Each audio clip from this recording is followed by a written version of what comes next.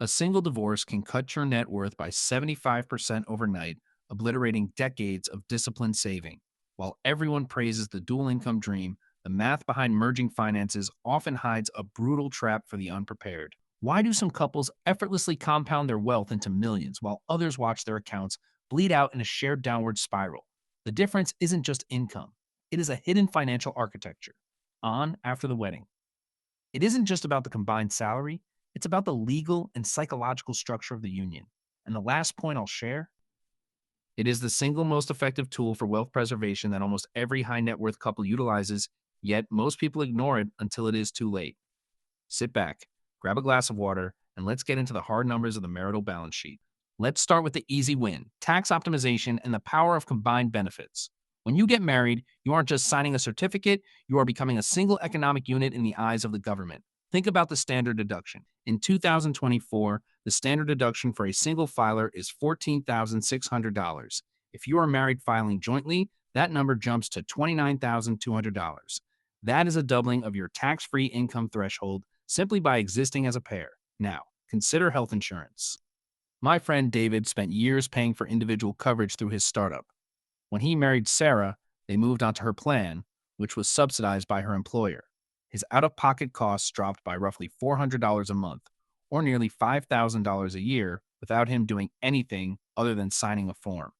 That is an immediate, high impact cash flow injection that builds your foundation. But this is just the entry level benefit. Now, here is where things get interesting and where the real scaling happens. It is the shift from me to we in your investment strategy. A 2020 study from the National Bureau of Economic Research found that married households accumulate significantly more wealth than their single counterparts, largely due to economies of scale. When you share a roof, you are effectively splitting your largest expenses: housing, utilities, and insurance. Right down the middle. That is a massive surplus. Imagine two people earning $60,000 each. If they live apart, they both pay for rent, internet, and electricity. If they move in together, they instantly free up that duplicated cost. That extra money is the fuel for compounding. If a couple takes that combined savings and dumps it into an S&P 500 index fund, the difference over 20 years is staggering. We are talking about hundreds of thousands of dollars in gains that simply would not exist if they had lived solo. It's not just about spending less, it's about the deliberate redirection of that surplus into assets that grow while you sleep. If this is clicking for you, hit subscribe. I break down the math behind these lifestyle shifts every single week, and you won't want to miss what is coming next. All right.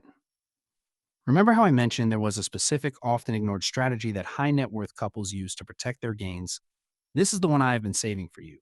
It's the prenuptial contract as a financial roadmap. Most people treat a prenup like a divorce document. They view it as a sign of distrust or a cold, calculated move.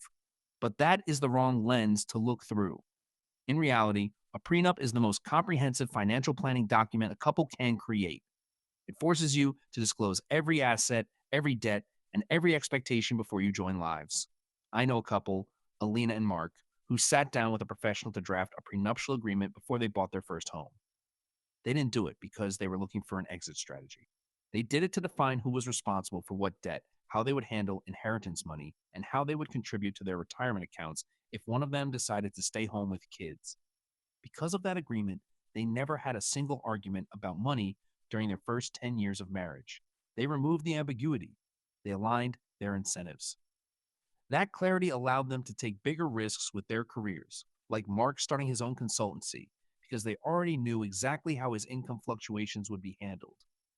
Think about that for a second. The document that society tells you to fear is actually the one that creates the most safety. When you aren't afraid of the what if, you become much more aggressive with the what is. You stop playing defense and start building your financial empire with total confidence. That one shift changes the entire psychology of the relationship. So there you go. We cover the basic tax and benefit optimization, the compounding power of shared overhead, and the incredible underutilized power of structured financial agreements. Marriage is an economic partnership as much as an emotional one, and treating it with that level of respect is what separates the people who just get by from those who build generational wealth.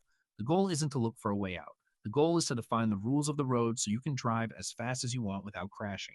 Once you see marriage through the lens of a collaborative investment project, you can't unsee it. It changes every conversation you have at the dinner table. If you found this helpful, share it with someone who is about to take that big step, or who needs a new way to look at their household finances. Hit that subscribe button so you don't miss our next breakdown on how to automate your household budget for maximum impact. I've got something coming next week on the hidden costs of lifestyle creep that will save you even more than what we talked about today. Stay smart, keep building, and I will see you in the next one. We have covered a lot of ground, but it's worth reflecting on why this matters. Financial anxiety is one of the leading causes of marital stress, and the numbers show that the couples who lean into the mechanics of their partnership are the ones who thrive. It's not about the money itself, it's about the peace of mind that comes with knowing your ship is on a steady course. Whether you are just starting out or you have been married for decades, it is never too late to audit your current arrangement.